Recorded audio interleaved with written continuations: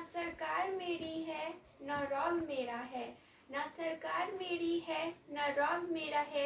मुझे तो गौरव बस एक छोटी सी बात का है कि मैं हिंदुस्तान की हूँ और ये हिंदुस्तान मेरा है।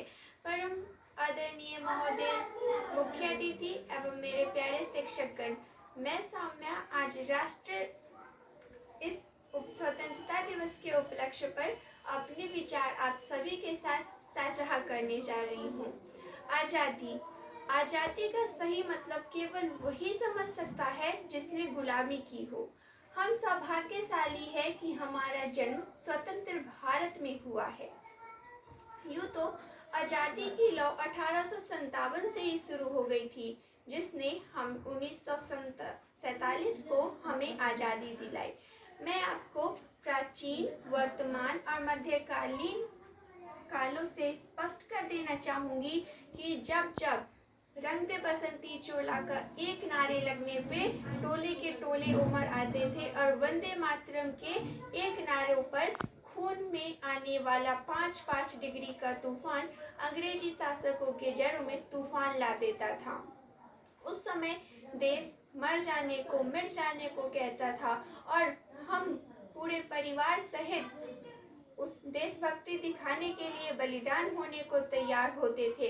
1961, 65 और 71 के युद्धों में अपना सुहाग गवा देने वाली औरत घर के हालात कुछ यूँ हो जाया करते थे कि प्यार भी भरपूर गया, मांग का सिंदूर गया, नन्हे नानियालों की लंगोटियाँ चली गई, छोटी छोटी बेटियों की चोटियाँ चली गई, बाप की कमाई गई, भाई की पढ़ाई गई। एक ऐसा विस्फोट हुआ कि जिस्म की कई बोटियाँ चली गई। आपके लिए तो एक आदमी गया है साहब, मेरे घर की तो रोटियां ही चली गई, मेरे घर की तो रोटियां ही चली गई वाले हालात पैदा हो जाने के बाद भी एक माँ अपने बेटे को सरहद पर दुश्मनों की धज्जियां उड़ाने के लिए भेज दिया करती थी और लिखती थी कि अम्मा ने पत्र लिखा है बड़े ही चाव से, कि अम्मा ने पत्र लिखा है बड़े ही चाव से, पुत्र मेरे ना घबरा जाना, 1 इंच पीछे ना हटना, चाहे इंच इंच कट जाना, चाहे इंच इंच कट जाना। इस तरह पूरा परिवार अपनी देशभक्ति दिखा रहा होता था। उस समय हमारा देश हमसे आज़ादी मांगता था। उस समय देश मर जाने को, मिट जाने को और फांसी पे चढ़ जाने को कहता था। परंतु आज हमें देश फांसी पे चढ़ने और मरने और मिटने को नहीं कहता, क्योंकि आज हम स्वतंत्र हैं।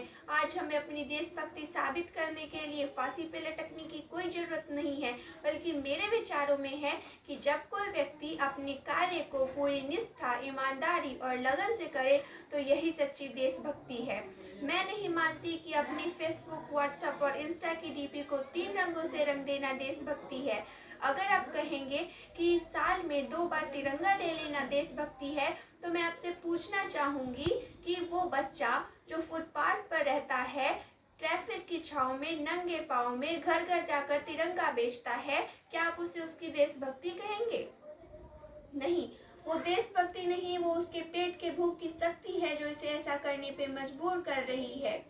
क्योंकि न मस्जिद को जानते हैं, न सिवालों को जानते हैं, न मस्जिद को जानते हैं, न सिवालों को जानते हैं। जो पेट के भूखे होते हैं ना जनाब, वो सिर्फ भोजन के निवालों को जानते हैं, वो सिर्फ भोजन के निवालों को जानते हैं। हमारी सच्ची देशभक्ति उस हर एक देशद्रोही को सुधार सकती है जो अपने देश को लूटने में लगे हुए हैं।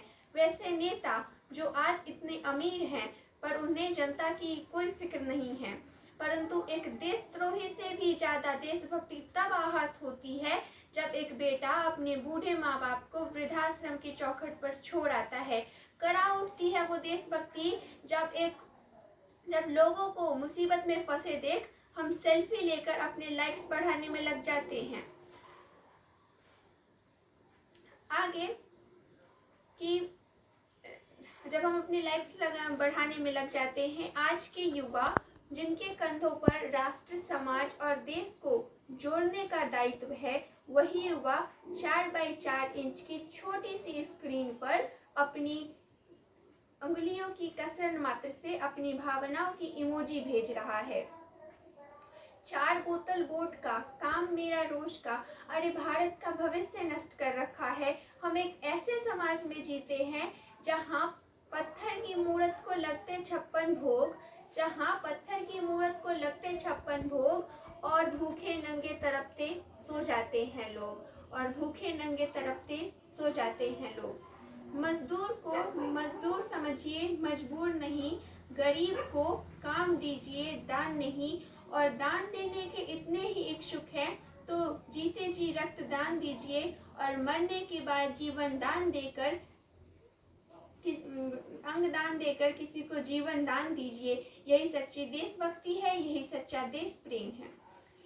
एक और शैक्षणिक बीमारी मुझे अपने समाज में नजर आती है, वो ये कि ऐसा माना जाता है कि हमारे भारत में हिंदू पैदा होते हैं, मुसलमान, सिख और ईसाई भी पैदा होते हैं, पर अफसोस की बात तो ये है कि सच्चे इंसान पैदा नहीं होते।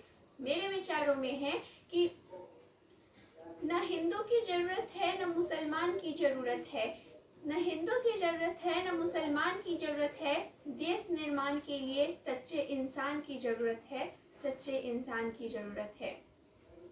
सोच के जरा देखो, ये पेड़ पौधे और शाखाएं भी परेशान हो जाएं, ये पेड़ पौधे और शाखाएं भी परेशान हो जाए अगर परिंदे भी हिंदू और मुसलमान हो जाएं, अगर परिंदे भी हिंदू और मुसलमान हो जाएं। अब मैं अपने भाषण को खत्म करते हुए उन वीर जवानों को सलाम करना चाहूँगी जिन्होंने अपनी जवानी उस बॉर्डर पे ही हमारे लिए, हमारी सुरक्षा के लिए गंवा दी। जय हिंद, जय भारत।